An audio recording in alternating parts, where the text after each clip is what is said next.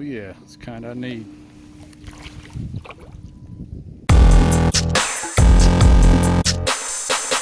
What's up guys, thanks for checking out this video. It's gonna be a little something different today. I'm fishing a online tournament. I'm usually not big on online tournaments, but I'm gonna fish the first round of the new KBBT National Online. It's called the Kayak Bass Bracket.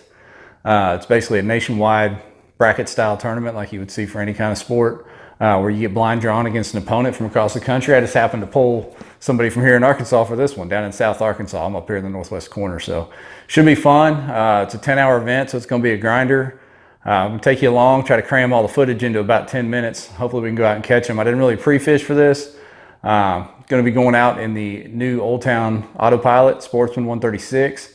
I'm going to be able to carry all my gear. It's a big boat, so I can carry all my rods, all my tackles, so I can adjust on the fly out there. And of course, at the end of this, I'll be able to throw down, if I catch them, anything I catch them on, I'll throw down in the description where you can find those baits for yourself. But it should be fun. Thanks for checking the video out. Hope you enjoy it, and hopefully I can catch some for you along the way.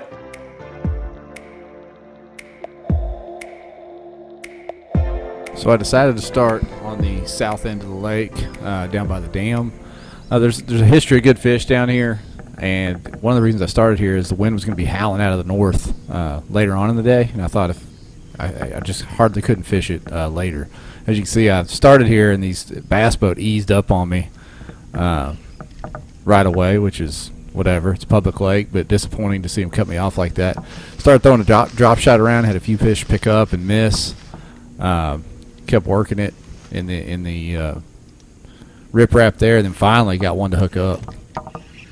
Felt like a pretty good one. Came up and showed itself there. Would have been a solid keeper to start the day. Got it close to the boat, and boom, jumped there and threw the hook, which was disappointing to say the least. So put up the drop shot for a minute, cycled through a fluke for a little bit, through a wacky rig with a nail weight, so a Nico rig for a little bit. Even pulled out a crankbait and threw it some down this riprap. Then I ran to the other end of the dam there and pulled out the Carolina rig, started dragging it there through the rocks and where the riprap drops off. After a few casts, I got bumped a few times, and then finally had one hook up. Felt like a better fish than it was. It fought hard. It was a strong fish, but you'll see as I get it to the boat here and in the net, it was a solid keeper to get things started for me, which you know, always gets the confidence up just a little bit. There we go. So got that one measured. It was just over 16 inches. Fished there a little bit longer and really didn't get any more bites. So I moved right adjacent to the dam there. There's a little shallow pocket. I moved in here and started peeking around just to see what was shallow, and sure enough, there were fish on bed still. Quite a few. I saw beds all the way back in here, so pulled back the Nico rig out and started flipping that thing around, trying to pick up a bedfish. Actually saw a really good one right up the edge of the bushes there. After messing with it for a minute, got to pick up the Nico and ended up getting in the boat. And this was a huge deal to really get my day started with a good fish. Or two good fish. Boom! Worked on that thing forever. This one ended up being just over 18 inches, so only had two so far. We're only about an hour and a half into the morning, but both good keepers that ended up staying in the limit for the day.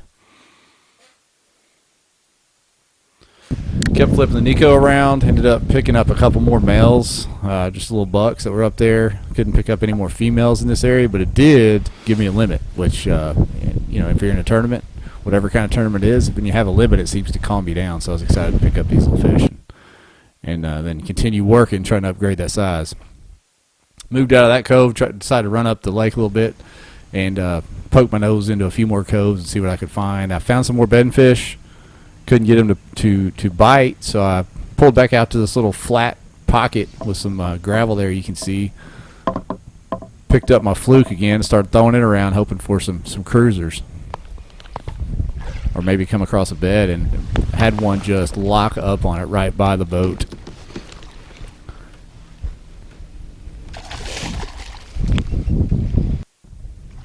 Made me a little nervous there with the jump, but finally got in the boat. Float up on everything. Yes. That one ended up measuring over 19 inches, which was huge. Culled a 13.25, I think, out of my limit. Fished around in there a little longer, no more bites. I decided to make one run down to the power plant where the water comes out. Makes a kind of a current river-like deal with some eddies, some current seams. And I thought, well, let's go down there and just see if there's any fish there. I've heard reports they weren't there, and I saw some bait pop over to the side. Pulled out a line through swim bait and started throwing it over there where I saw the bait popping. Bam, had one, I mean, just knocked the fire out of it right there in that little current seam up near the bank. Wasn't sure how big it was because it was down in the current, but it ended up being biggest fish for the day.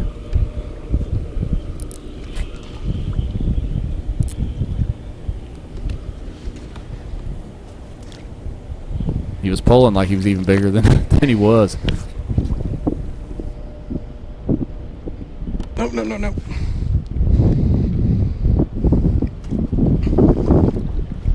Yes!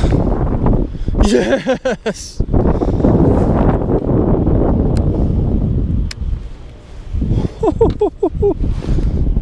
If they're in here, it's over.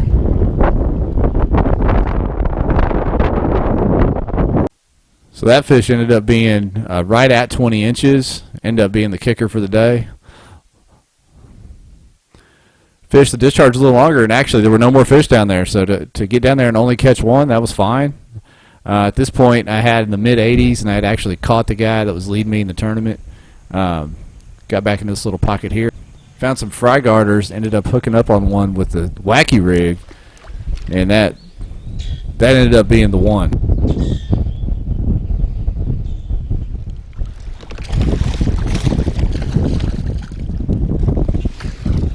Lights out.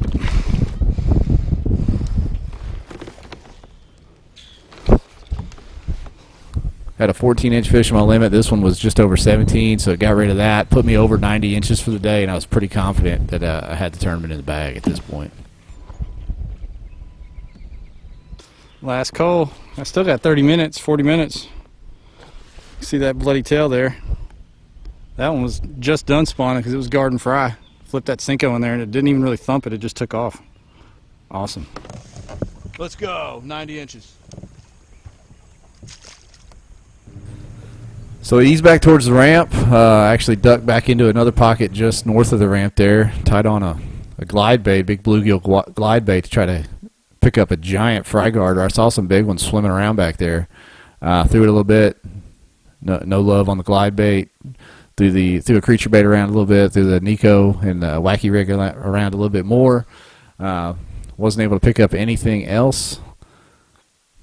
So that kind of wrapped the day up, just kind of searching for that one giant kicker. At this point, like I said, I thought I had the tournament won, but I mean, if you got time left, who's not going to try to catch a big one? But headed back to the ramp. Actually got a message from the guy I was going against, and he conceded that he didn't have enough, and he congratulated me on the win, which was cool of him. It was fun.